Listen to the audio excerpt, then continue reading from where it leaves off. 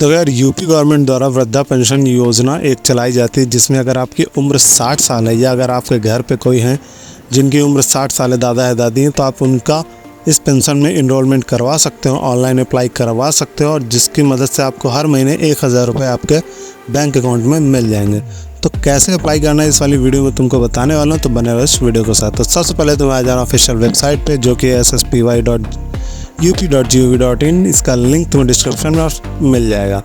जैसे आ जाओगे तो यहाँ पे कई सारे ऑप्शन मिलेंगे। यहाँ पे तुम्हें वृद्धा पेंशन ऊपर वाले मेनू से सेलेक्ट करना है। जैसे तुम इस पर क्लिक करोगे, ऑनलाइन आवेदन में तुम्हारे सामने एक फॉर्म खुल के आएगा। तो सबसे पहले तुम्हें अपना जनपद का नाम, बोले तो जिला का नाम अपना चूज करना है। आपका जो निवासी है, आपको ग्रामीण में आता है या शहरी में आता है, वो आपको यहाँ पे बताना है।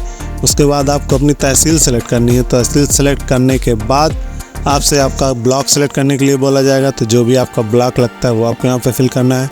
उसके बाद आपको अपना ग्राम पंचायत, क्योंकि हम ग्रामीण के लिए कर रहे हैं, अगर आप शहरी के लिए कर रहे हैं तो आपको अलग ऑप्शन मिलेगा। तो आपको अपनी ग्राम पंचायत यहाँ पे सेलेक्ट करना है और अपना गांव भी यहाँ पे सेलेक्ट कर लेना है। एड्रेस आपके आधार पे भी क्लियरली लिखा होगा, आप उसकी मदद से भी फिल कर सकते हैं। उसके बाद आपको अपना नाम लिखना है। जिस भी कैंडिडेट का आप अप्लाई करो, अगर आप अपने दादा दादी किसी का कर रहे हो तो उनका नाम यहाँ पे लिखना है और नाम वैसा लिखना है जो आप उनके आधार कार्ड में हो। उसके बाद उनका जेंडर सेलेक्ट करना है, मेल है फीमेल है।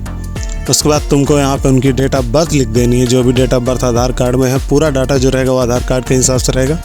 उसके बाद पिता या पति का नाम, अगर आप दादा के लिए कर रहे हो तो उनका पिता का नाम, और अगर अपनी दादी के लिए कर रहे हो तो उनका पति का नाम, ये तुमको यहाँ पे फिल करना है। उसके बाद तुम्हें अपनी कैटेगरी यहाँ पे सेलेक्ट करनी है। कैटेगरी में आप जनरल में आते हैं, ओबीसी में आते हैं, एससी में आते हैं, वो आपको यहाँ पे बताना है।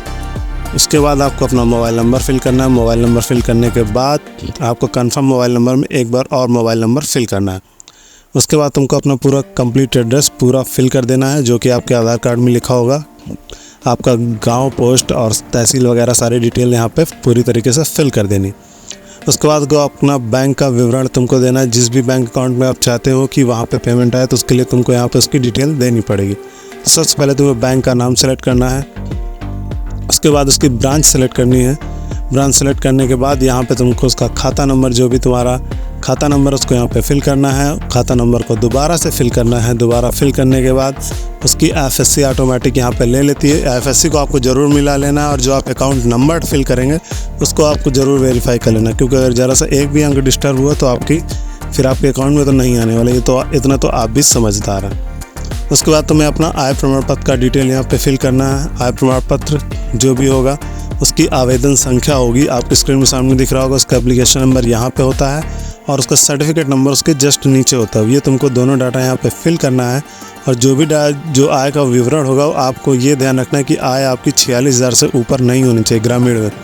अगर आप ग्रामीण लेवल का फॉर्म फिल कर रहे हैं, आप ग्रामीण लेवल में रहते हैं, मतलब किसी गाँव में रहते हैं, तो आपकी जो आय है वो 46,000 से ज़्यादा नहीं होनी चाहिए, अन्यथा आपका फॉर्म रिजेक्ट हो जाएगा। तो इस बात का आपको खास ख्याल रखना है। तो दोनों का डाटा आपको सर्टिफिकेट नंबर और एप्लीकेशन नंबर दोनों फिल करने के बाद अब आपको यहाँ पे फ़ोटो अपलोड करनी है। पासपोर्ट साइज़ की फ़ोटो जिसका साइज़ होगा 20 KB के अंदर, तो आपको वो फिल करना है। उसके बाद आपको अपनी जन्म तिथि या आय प्रमाण पत्र अपलोड करना है। जिसकी जगह अगर आपके पास कोई डॉक्यूमेंट है तो ठीक है, नहीं तो आप यहाँ पर आधार भी अपलोड कर सकते हैं। तो डिक्लेरेशन वाले बॉक्स में आपको टिक करना है और कैप्चा फिल करके सबमिट पर क्लिक कर देना है। जैसे आप क्लिक करोगे, आपके सामने ये सर्वर इसका थोड़ा स्लो होता है, तो इस वजह से कभी कभी टाइम लग जाता है। तो जैसे आप यहाँ पे सबमिट पे क्लिक कर देंगे, आपका ये फॉर्म सबमिट हो जाएगा। ये पूरी तरीके से सबमिट नहीं होगा, ये पार्सली आपको सबमिट होगा, जिसकी मदद से आपको एक रजिस्ट्रेशन नंबर मिल जाएगा। उस रजिस्ट्रेशन नंबर को आपको लिख के रख लेना है और फिर से आपको यहाँ पर लॉगिन करना है। जैसे आप लॉगिन करेंगे तो कुछ ऐसा डैशबोर्ड सामने दिख जाएगा आपको, जहाँ पे आपकी डिटेल पूरी तरीके से फिल्ड रहेंगी और जो आपने डिटेल फिल किया आपको एक बार देख लेना है। और अगर वो सारी डिटेल सही है तो आपको फाइनल सबमिट पे क्लिक करना है। तो यहाँ पर नीचे आपको डिक्लेरेशन पे फिर क्लिक करना है, कैप्चा फिल करना है और अगर कोई करेक्शन है तो अपडेट डिटेल पे क्लिक कर देना है। अगर कोई करेक्शन नहीं है, सारी चीज़ें सही है, तो फाइनल सबमिट पे तुमको क्लिक कर देना है।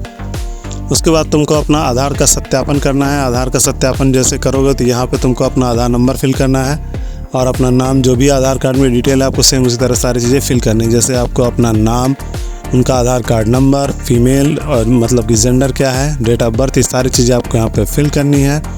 फिल करने के बाद आपको डिक्लेरेशन बॉक्स में क्लिक करना है, नीचे कैप्चा फिल करना और क्लिक फॉर आधार ऑथेंटिकेशन में तुमको क्लिक कर देना है।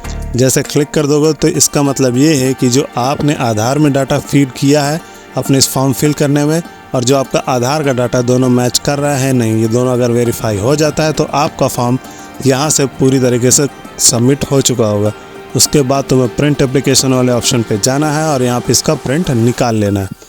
प्रिंट निकालने के बाद आपको अपने ग्राम प्रधान या ग्राम सचिव से संपर्क करना है। अगर वहाँ पे वो लोग नहीं सुनते हैं तो आप इसके साथ जो जो डॉक्यूमेंट आपने यहाँ पे अपलोड किया है वो सारे डॉक्यूमेंट को आपको उसकी कॉपी लेनी है, खुद से वेरीफाई करना और अपने ब्लॉक में वीडियो के पास सबमिट कर देना है। अगर वहाँ पे भी नहीं तो आप डिस्ट्रिक्ट पे भी जाके समाज कल्याण ऑफिस होता है वहाँ पे जाके भी इसको करवा सकते हैं। तो ये तो थी पेंशन की योजना के बारे में। और अगर तुमको स्कॉलरशिप के बारे में कोई जानकारी चाहिए तो यहाँ पे स्क्रीन में सामने तुमको एक या दो वीडियो दिख रही होंगी, तो आप जाके वहाँ पे चेकआउट कर सकते हो, क्योंकि स्कॉलरशिप का जो ऑनलाइन है वो चालू हो चुका है। अगर तुम उस कैटेगरी में आते हो तो ज़रूर से जाकर फॉर्म फिलअप कर देना और गवर्नमेंट की तरफ से मिलने वाली स्कॉलरशिप का फ़ायदा उठा लो। तो आई होप तुमको चीज़ें समझ में आ गई होंगी। फिर भी अगर कोई डाउट है तो कमेंट सेक्शन में कमेंट करके पूछ सकते हो। तब तक के लिए धन्यवाद। जय हिंद।